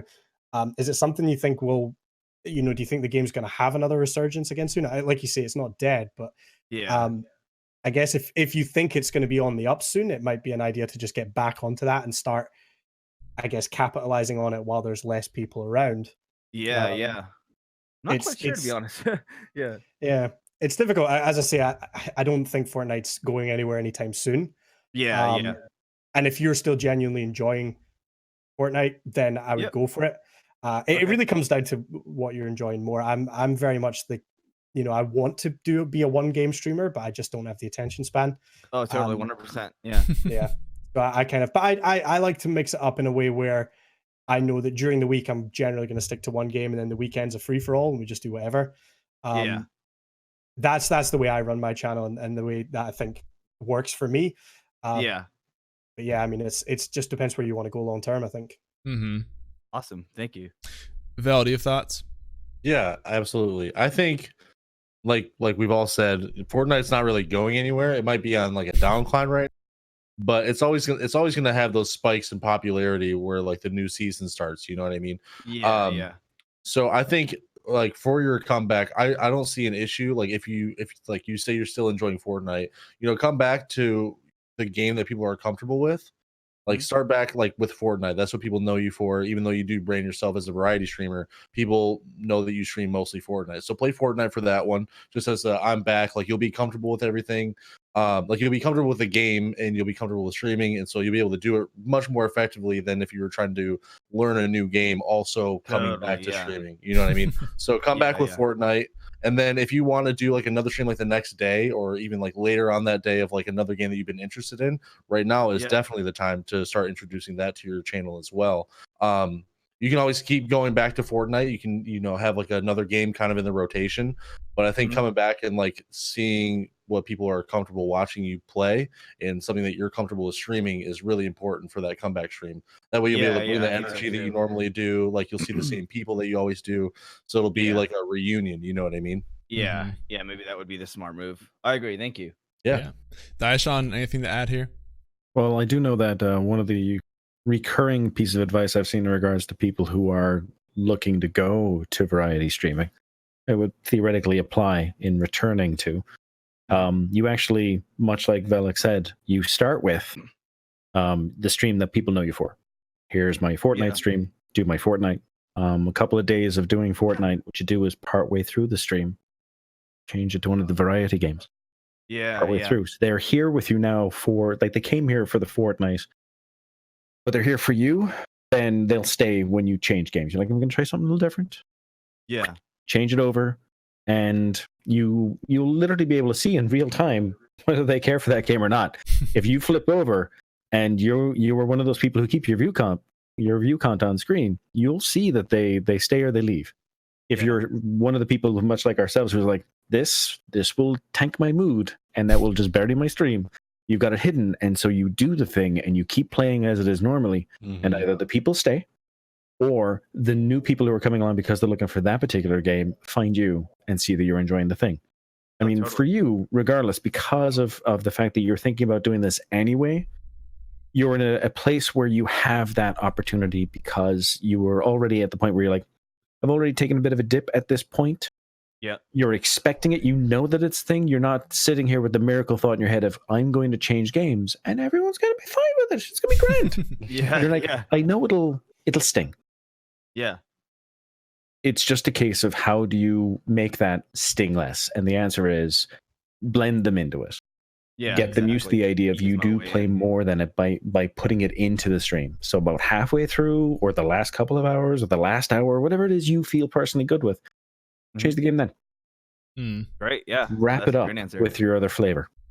Duke, are you would you prefer to be a variety streamer than a Fortnite streamer, or do you feel like you need to do that? Yes. The thing is like, so my thing with variety is I have a really hard time streaming for long periods of time if it's the same game. And I end up more often than not streaming for 3 hours and then being so burnt out with just gaming in general that I just stop streaming. But like my longest streams have been like, oh, you know, I'll play Fortnite for 2 hours and then I play you know, old school RuneScape for 2.5 more hours, and then it's like, oh damn, like I'm going 4 hours and I'm going strong right now. So that was kind of the appeal to variety to me, because I definitely have a short attention span as far as like staying involved in a game, especially like BR games are very repetitive. So it's like there's only so long, like I don't know how people do it all day. So that's kind of why I wanted to do variety. And I actually got my start with RuneScape like years and years ago. And I kind of just want to pay homage to it, you know? So I don't know. Well, there's even more to unpack there now, because I think old school is actually a really good game to stream. But yeah, it sounds like you have the right direction. Like variety is definitely going to be the smart move, since you can just stream more when you're doing variety, which is always going to be a good thing for you. You said you had a second question as well, though? Yeah, so the second question, it's not really a touchy subject. I just don't know how to word it without making it sound kind of like, so how do you deal with, say, you have like regulars, and this isn't really this is about me and other situations that I've seen with other streamers. When viewers hold you in like really high regard, and then like maybe at some point it becomes almost like toxic. Whereas like they, like, for instance, I've had in the past, and I talked with this person, and I would never obviously blow up their spot, but I drink beer on stream because I like to drink beer and eat food, and that's kind of my lifestyle. I had this person reach out to me via DM and tell me that they were worried about me and how much I was drinking and all this stuff, and that they wanted to help me and that I needed to get help and all this stuff. And I was like, listen, man, like, it's not that serious. And then there was a political joke meme that I had posted on my page that another person got very upset about because they held me in really high regard and they felt like I was being disrespectful in a way. And in that sense, I've had, you know what I mean? And it's flattering to a point when people say, hey, like, you're one of my best friends. Like, I look up to you and it's great. You know what I mean? And this is in regards to another situation with another streamer. But it gets to a certain point where it's like, hey, like, this person is like trying to meet up with you and all this stuff. And at what point should you be like, hey, like, I'm a very transparent person. I have no problem being honest with somebody. And I feel like sometimes that gets portrayed as rude. When people who you've never met are like, oh, let's hang out. You know what I mean? Like, if people are like, hey, let's meet up at TwitchCon, I'm like, oh, that's cool. But if somebody's like, hey, I'm in your town, we should go hang out. And I'm like, okay, halt, you know what I mean? And especially with all the crazy things going on with female streamers and things like this, I just want to know you guys' opinion. Like, at what point, like, should you be completely transparent and to not only keep yourself safe, but just to kind of set a social boundary that keeps yourself safe and comfortable. I don't know how to word that without sounding like kind of like a jerk, but no, I don't think you did. I think it sounded pretty straightforward. Right. It's interesting that you gave a couple different examples there too, in all these different realms. I'll throw this to Vel first. Okay. I think you're particularly interested by that first one. Yeah, reaction. I stay away from politics anyway, just because, like, you know, it doesn't, like, you can joke about it, but at the end of the day, somebody's going to get offended by it. And 100%. Politics has never done anything for me but separate people. And the only time anybody's ever happy is, it seems like, when the other side is like getting something against them. You know what I mean? So I just stay away from politics in general. But as far as like social boundaries from people, I don't think that there's too much of an issue with meeting somebody. Especially if, like, you've known them for a while. Like, you know, totally. Like, I've had people come over to my house and, you know, stay the night before, and, you know, it might not be the most comfortable situation to be in, but, like, if you know them really well, like, you can kind of trust them a little bit. But if you don't really know the person, I would do something like just go to a restaurant somewhere, like, super public. You know what I mean? Like, go meet them at a restaurant. Like, you don't need to show them, like, where you live or anything if that's not something that you're comfortable with. That way you're not, like, saying, like, just straight up no, like, because you don't want to be that kind of guy to, like, tell somebody who does see you as a friend. You don't want to be that guy to tell them, like, oh, I don't want to meet you IRL. Like, that's a crappy thing to hear. You know what I mean? No, that situation was with another streamer, and from what I know, this girl had the person had been in her chat for like 2 days, and was like, they found out that they lived in the same town, and it was just like, it got like weird on Discord, and it made me think, it's like, what, like, social boundaries should we set, if at all, to kind of negate, like, because I am a very, Vel, you know, I'm a very open and electric person, and that's how I am, and just in real life too. So people see it as very welcoming, which is an amazing thing as a, you know, a streamer and things like that. But I just want to know, I just don't want to hurt anybody's feelings ever. You know what I mean? And it hasn't gotten to that point really with me. But that's sorry, I didn't mean to go off again. No, you're good. Like, that's definitely something that's super important though, because, you know, you, like, all viewers are your friends, and, like, you want to keep those friendships as much as possible. You definitely don't want to lose a viewer because of something like they don't think that you see them as a friend. Like, that's a really crappy feeling, because as much as, like, you do need, or as much as you are friends with everybody in your channel, you 100% do need that social boundary. If you have people coming over to your house all the time, like, that's like, that's not good.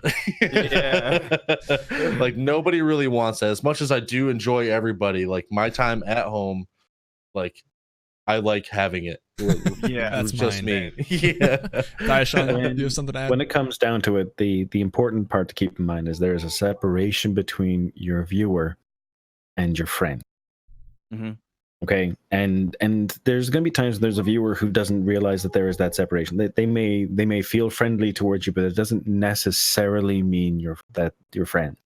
Yeah. Someone who invites themselves into a situation with you, that's not cool. Whether you're a boy, a girl, a streamer, or a person who's in a grocery store, it doesn't matter. Someone invites themselves into your existence. It's not cool. Like for me. For what I do personally and what I recommend to my wife and to other people online, you don't tell people where you live. You don't tell them what town. You keep that down. You keep it off of the internet. You keep it out of the world. You share it with people you are comfortable with, that you want to. So, for instance, I know Velik. If I see him at TwitchCon, I'm going to be shaking his hand and I'm happy to see him. But I'm not friends with Velik. And we both know this. Like, we're friendly. Right, but we're not going to be inviting each other to dinner unless we're in the same place coincidentally. He's not going to be expecting me to randomly fucking DM him on Discord, be like, dude, I'm in your town. Where's your local fucking Burger King? We'll meet there. No, right? It's not. They're crossing that boundary. You don't owe anyone anything. Okay. It's all well and good for someone to put that onus on you to make it seem like you do owe them that, but you don't. And I'm talking about to everyone. Okay, this isn't just to yourself. This is anyone who's listening to this podcast, anyone who's in the chat, anyone who just happens to trip over a soundbite, anyone who is a viewer. You don't owe them a thing. Yeah, it's all well and good that they're willing to give some of themselves to you, but if you're not actually friends, if you don't actually invite them to interact with you outside of the stream, like you invite them to meet you for food or for a drink, that is different. You're inviting them into the boundary that you need to be safe. Okay? And if you do that, if you're invited to a social event by someone, like if Velik did turn around and say, hey, come to dinner, he invites me to a public place. He doesn't invite me to his home right away because he wants to make sure we're safe. And I don't take that as an insult, because it comes down to, in the world we live in, we all want to know that we're safe. We're able to know people are good, but you have to know it for sure. You can't just assume because 17 conversations you've had went well. Yeah. So that boundary between you and your viewer is different than between you and your friend, and your friendship builds over time. Your coworker, you can have known them for 6 months. It doesn't mean you invite them to your house right away. Oh, 100%. Yeah. So the same rules for real life apply to the internet, maybe even more so to the internet, because there needs to be that instance where you invite them in, not they invite themselves in. If they invite themselves in, they've crossed the line and they should know better. Awesome. Yeah, that was a great answer. It seemed very supportive of, like, especially in the situation that I was mentioning with the other streamer. Obviously the situation made her very uncomfortable, and she came to me like, hey, like, am I being a jerk for, like, this guy has been watching every stream for 2 days, and I feel like I'm telling him, I'm not letting him down easy by telling him that, hey, like, listen, like, it's different. You know what I mean? Convert it to real life. Like that. Yeah, totally. This fella comes into my store. Like, I work in a retail environment. He's come by my cash wrap like twice, bought a candy bar each time. He wants me to go to dinner with him. I don't want to. Don't. Yeah. This doesn't change because you're a streamer. Right. Yeah. Your real life rules apply there too, even more so. Because if you turn around and let someone send you a package, they know where you live. That's almost like saying, follow me home. Don't. Put that safety between you and the other people, because you need it to keep safe. And you cannot allow someone to essentially go, let me in.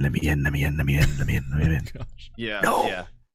And if they cannot take no as an answer, that's on them, not on you. Yeah. It's on them. Duke, you have anything else to add there? No, I think you guys have tenfold answered all the questions perfectly. So thank you. I appreciate it. Awesome, man. Thank you for calling in. We appreciate it. Absolutely. Thank you so much, guys. Have a good one, man. Love you. Later. Why'd you say it so strangely? Duke's my boy. All right. Moving on to, we have about 20 minutes left, guys. So now's the time to get calls and questions in if you want to. Kind of last call here. First text question of the whole day. It's kind of crazy. It's from BK Otter. It says, I want to hear you guys' opinion on putting on a different version of yourself while streaming. I'm conflicted between having a chill, relaxing stream where people can just hang out and enjoy their night with me, or being animated and excited about what's happening on stream. When streaming, do you ever feel like you are putting on a slight persona to entertain viewers and make the channel what you want it to be, or do you try to keep it as genuine as possible? Really good question from BK. Condi, I'll throw this to you first, man. Sure. In regards to putting on a persona, I would say kind of. I'm sure it's been said before, but it's, for me, it's be myself times 10, right? And, you know, be hyped up, have that energy when you need to. But because I'm just being me and I'm being myself, if we do have a more chill stream, it's still me and it's still the same. You know, I'm still going to be making the same jokes. I'm just going to be less energetic. You know, and it depends very much on, you know, are you playing a story game where you can just chill and relax? Are you playing like a, you know, fast-paced game where you can be hype and excited? For me, it's not even something I would think about.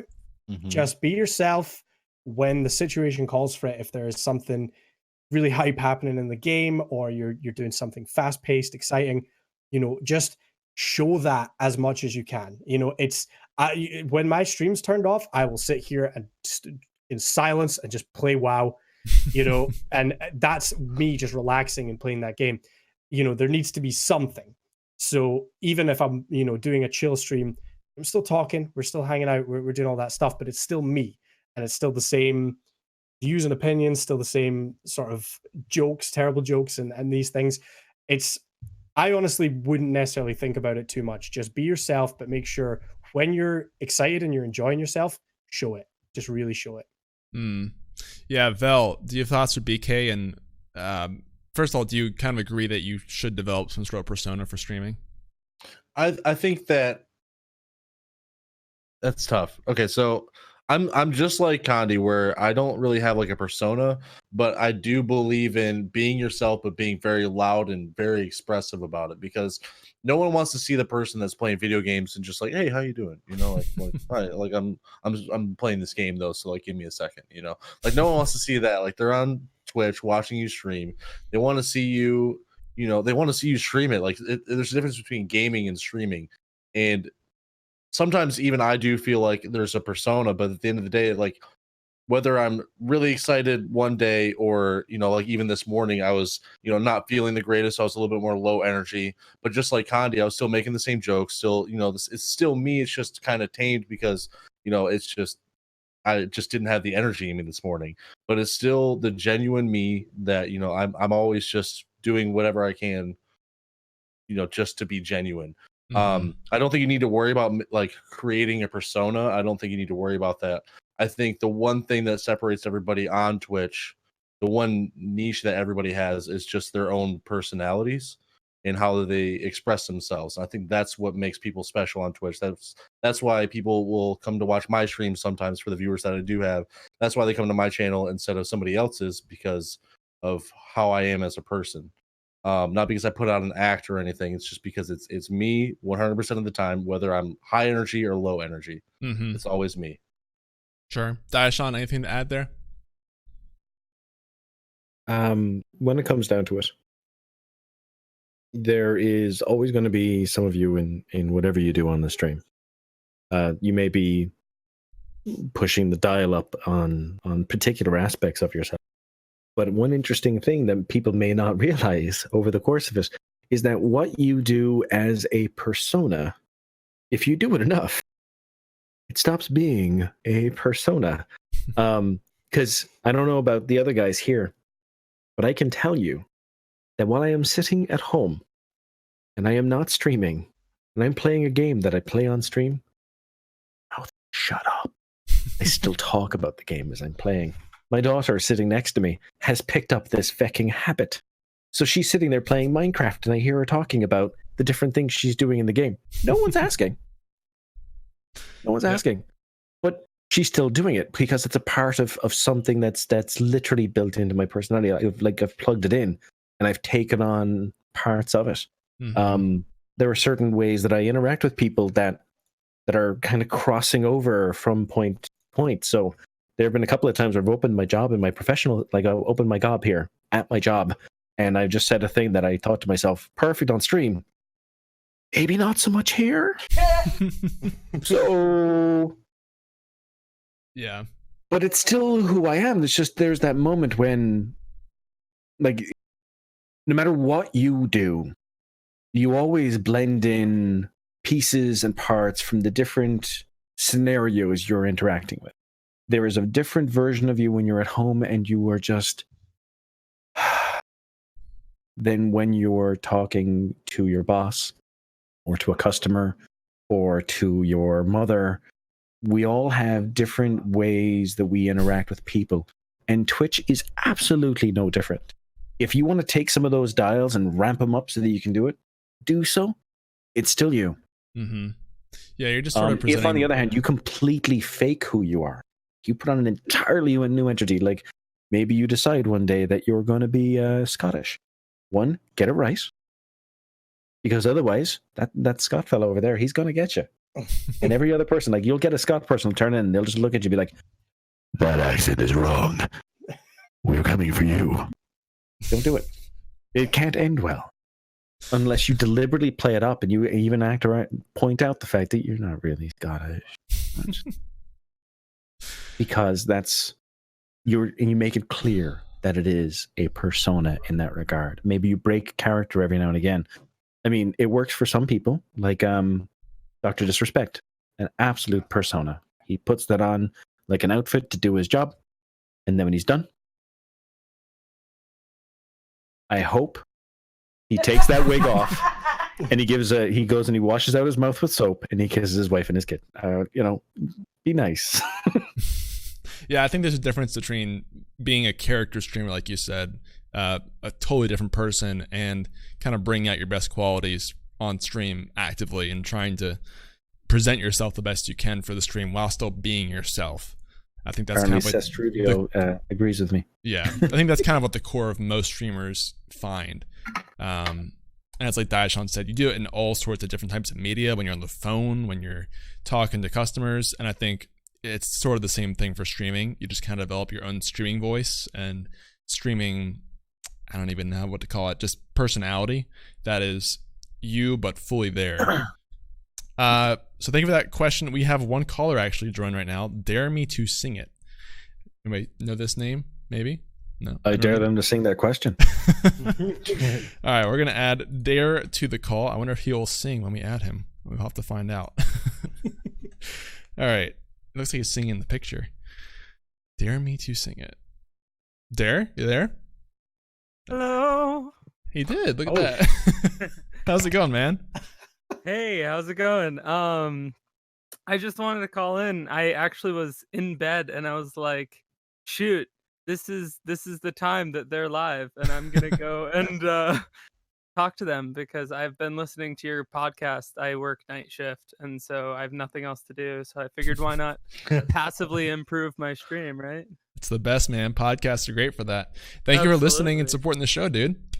Yeah, now I can actually see what this bucket is that you guys have been talking about. Yep, it's right here. Trash can with eyes, as I've heard. So I have a couple questions. One, what about streaming your improvements? Like, if you're improving your stream, if you have a way to show that you're like what you're doing, and it could be like passively talked about, like in just chatting or something. Mm-hmm. I just felt like maybe that would be a cool way to include some of my community that I've already gained in on, like, hey, look, I am doing things to make things better, and my bots won't like randomly kick you out of my stream anymore, that sort of thing. So you're talking like specifically changes you're making to the stream, streaming that while doing it? Yeah. Okay. Sure. Val, you have thoughts on this?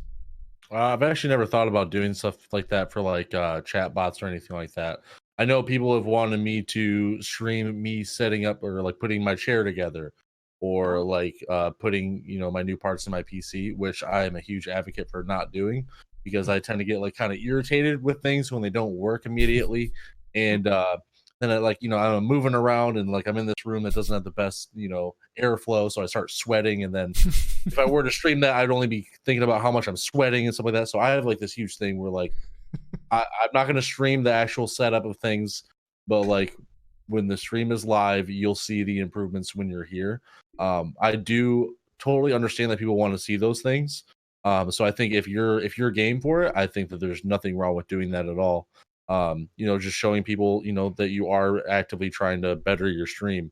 I personally just am not going to do that because, like I said, I get sweaty and mad, and it's just not not good for my channel. Yeah, I think you could definitely do it. I've done a little bit of that myself before. It sort of depends on the content you want to put on your channel too, though. I think one thing to be careful of is, I think as streamers, you get to the point where you feel like you should stream everything you're doing just because I'm on my computer, so why not stream it? But sometimes I don't think you need to do that. Sometimes it's better to save those things that aren't as interesting so that when you are live, people know it is going to be more interesting and not just sort of routine work. And I think there's something to be said for interactivity. Like maybe if you were to involve the stream in the improvements, like let's do a stream improvement hour and you guys can make suggestions and I'll change the stream up or something. That could be cool. But I would say don't feel like you have to do it if that's what you feel like. You said you have 3 questions. I think I'm going to throw one to each person here, if that's all right. Oh yeah, that's perfectly fine. Well, one specifically for Velok. Did you ever happen to find something to do with that camera that's just been staring at you? I sold it to True Mama, the office manager of TRUgaming. Mm-hmm. Sold it to her. Yeah, it was useless to me. Finally. Good. Glad to hear something good came of it. I was like thinking of throwing you an offer offhandedly, but just a month or so too late. And then I guess one last question would be like, so I could potentially set up a schedule, but my issue is that it would have to be like 2 or 3 days in a row and then just like nothing for the rest of Would that be consistent every week? Yes. Okay. Condi, I'll throw this to you. What do you think about a schedule like that? Sure. So what, 2 to 3 days a week was it, did you say? Yeah. Mm-hmm. Yeah. Okay. I mean, I think that's okay. I think that's absolutely fine. Is there... So for myself, I have a schedule, a very loose schedule at the moment. And after a few weeks, I was able to see some sort of trends with regards to like viewership and things like that. So I was able to work out based on that what the best days were for me to be live and what maybe the best nights were to take off, and build my schedule that way. Again, I'm useless at sticking to it, right? Like I'm very bad at sticking to that schedule. But my guys have a very rough idea of when I'm going to be live usually. Big thing with it, if it's a set 3 days that, that's it, those are your days, absolutely fine. If you can kind of maybe have a bit of wiggle room there where you can decide, well, can you have 3 days, but it could be whatever, maybe do that. Look at what nights are maybe going to get you more viewership. Obviously these can vary, but sometimes there's trends that you can look into. I think it's a great idea. Everyone will always preach, consistency and schedule is huge. Absolutely. I can agree with that. Again, I really should do a much better job of it myself. But it's, things come up, life comes first. It just, that happens. But yeah, I mean, I think if you can make it work, is it just sort of one game you're doing? Are you planning to do variety? What's the sort of plan there? Well, as my name kind of implies, I sing. And so what I mostly do right now is Twitch Sings, which I've had a ton of success on, actually. Just people like really coming and being super supportive in that community. And then I'm planning on also transferring over to like kind of the musical music and stuff category as well. Nice. Well, yeah, I've been dabbling in Twitch Sings as well lately. It is a really good community there for sure. Yeah. Velok dabbled in it too, I heard. Nope. No, we don't talk about that. We don't talk about that at all. Oh, okay. I think that's great. Honestly, I think that's really fantastic. There's a lot with Twitch Sings as well, particularly. There's a lot of community involvement. You can, a lot of things with, people have queues where people can do duets. You can duet with them, or people can request songs. That there is a ton of community building things that are just more or less, hand in hand with the Twitch Sings app. And people love music stuff. People love it, right? Mhm. So I think if you had a consistent schedule doing that, the other thing is that particularly Twitch Sings is so perfect for collaboration with other streamers and things, right? Sometimes they don't even get a choice. You just find them, do a duet with them, right? That's there. And there's a lot of ways to link up and network with that. So I think that's fantastic. Like, absolutely do that. Yeah, I literally passively get followers every day, and I'm just like, where did they'll even follow me while I'm streaming, and I'm like, oh hey, thanks for the follow, and then they're not there, and I'm like, oh yeah, okay, I've you found experienced me the somewhere same. else. Yeah, Yeah, if you can record a duet that then gets picked up, right? So my and I don't know how long you've maybe been doing Twitch things longer than me, but I was 4 trying to days. make sure. Well, okay, I've been doing a few weeks then, so maybe there's some things you probably already know, but I have I try to make sure like the thumbnail is really appealing, right? So I try and have lights, or maybe I'm standing up and I've got a mic stand or something, right? Something that makes, if I click a song, I want to duet with someone, they're scrolling through, what makes them click on your picture to sing that song? Because then you get trending and more people get up there, and then you're advertised near the top, similar to Twitch, right?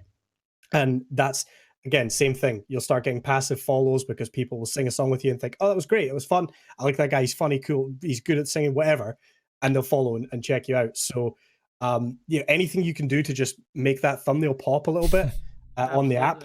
I mean, I've seen people wearing crazy wigs and all sorts of crazy stuff, but it works. People will click on it and they'll check you out. So yeah, I would definitely go in on that. Awesome. Sweet, man. That was a really good conversation. It sounds like all the Twitch discovery tools are in Twitch Sings. So there you go, guys. That's great. Awesome, dude. Thank you for calling in here and deciding to jump in here at the last minute. Yeah, absolutely. Sorry if it was last minute, but no, it's fine. I think it was still a great conversation. Yeah, it was really great meeting you guys, even virtually, and keep it up. Thank you, man. Thanks for listening, and we'll try to keep bringing good stuff to you. All right. See ya. Yeah. All right, guys. We have about 4 minutes left. I feel bad because Diasean didn't get to answer a question there, so I'm going to give Diasean one more question that we didn't get to earlier. So this is from the same guy who asked about the commentary. That was Lord Milanus on Twitter. His question was, is Discord worth using with a small 5 to 10 person community, in your opinion? Oh, yeah, asked the one that has my little button to push, didn't he? All right, so the problem here is that I'm one of the people who disagrees with the concept of Discord for all of creation, and the reason I say that is because there comes a point when people who are going to Twitch, going to see, and they get involved with a streamer.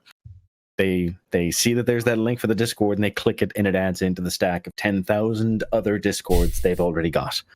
I'm a fan of community Discords, less a fan of individual streamer Discords, only because of that as a concept, to the point where I didn't even want a Discord. The only reason I have a Discord is as a community Discord for other people to go in that actually has other streamers in there with their own little individual rooms, because I'd rather that than my own personal thing. But because I can give both sides of an argument, there is something to be said about having a space where your community can interact with you. And as a Discord, whether it's 5 and 10 people or 50 to 100 people, it's a space that can grow. So if you would like to be able to communicate with your Discord, it gives a platform to do so. If you don't want to do it via Twitch or Twitter, right? Twitter is another good way to do it, honestly speaking, but sometimes the topics can get a little off, which is why Discord has a useful place. It gives you an ability to have your community as part of a live speech thing. Like you can do in-game communications that way and keep the kinds of comments made by unknown entities in-game out of your stream, because you get to mute the game chat audio and have your Discord chat audio going independent. So there is something to be said for that. It does give you certain power and ability. If you want to Discord, there's no reason not to. just be aware that it will not always be the most active place in the world. And don't put your worth as a streamer on how active your Discord is, especially lately, because there's been a downtrend in participation on Discord, probably because it's so spread across. Because there's so many Discords out there and they can't keep track of all of them. And I know for myself, I look at the side and I see all these white dots down the side and I go, do I care? Do I care? Do I care? Do I care? Mark on red, Should mark on look red. at that one. I'll get to it later. Do I care? Do I care? Do I care? And then later comes and I don't get to it. So there just comes a point when you just kind of right click and go, mark as red. Yeah, I think so. You're saying there is value for 5 to 10, but also it's not like a huge value. Probably it sort of depends on what you want at the end of the day for your community. It really comes down to how you want to interact with your community. If you want that platform, then it is worth it for you. If you're not sure, think it over.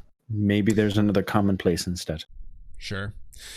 Cool, guys. Well, let me quickly read off the subs. We got a few of those. One was from Ryzen for 2 months. Thank you, Ryzen. And also DJ Sam Caps for 6 months. Congrats on your new badge, man. Thank you guys for watching. Let me go ahead and kind of go around here and we'll give some plug stuff at the end. Diasean, anything you want to share for where people can find you, what they should know about your channel? Diasean. Ta-da! I'm there on Twitter. I'm there on Twitch. And I play Monday, Tuesday, Wednesday from 4 o'clock. Friday from 4 o'clock. And then on Saturday, it starts at 12 and goes all goddamn day long. Crazy. There you go. Go check him out, guys. Awesome stuff. Also, thanks to Dare Me to Sing It for subscribing just now. I appreciate that, man. Thanks for the call, too. Condielfy, thank you for coming on for the first time, dude. Where can people find you and what should they know? Sure. So yeah, you can find me Twitch, YouTube, Instagram, everything's Condielfy. Twitter is Condielfy with an extra Y on the end because reasons, which I will fight that as much as I can, but for the time being, an extra Y. But yeah, everywhere else, Condielfy. We do YouTube a couple times a week, stream as much as possible. Usually it's shooters, things like that. I do a bit of Twitch things because I'm kind of addicted to that. But yeah, thank you so much for having me. I've had a blast. Yeah, man. Thank you. If you guys are listening to audio, all the links are in the description, as always. Last but not least, Veli, you know what to do. I'm Velloc_TV, and I stream Siege. And I don't do Twitch things, and I'm not going to. So stop asking. Stop asking. And also, dunks are not coming back for those of you that are asking for those. But yeah, that's all I got. All right. Thank you guys for watching. This has been Stream Key. Again, we do this every single Friday at 11 a.m. Eastern. Reminder that we are on listening platforms too. We have over 100 episodes on Spotify, iTunes. That's how guys like Sing2 and Kadi found us over the last year or so. Also, if you guys are podcast listeners, please leave us a review if you don't mind on iTunes, Stitcher, or just reach out to us. Let us know how we're doing. We try to make some feedback changes to the episode this week. Thanks to Terry1818. My name is not Ken, and Academy Lulu for leaving reviews on iTunes. We're trying to adjust some audio stuff and also try to bring more kind of debate to the show based on what you guys told us. So thank you for listening, and please continue to provide that feedback for us. We will be back next week with more streaming goodness, but until then, guys, I'll let Vel say it. Blaze up. Blaze up. You heard him. Go do it. See you guys later.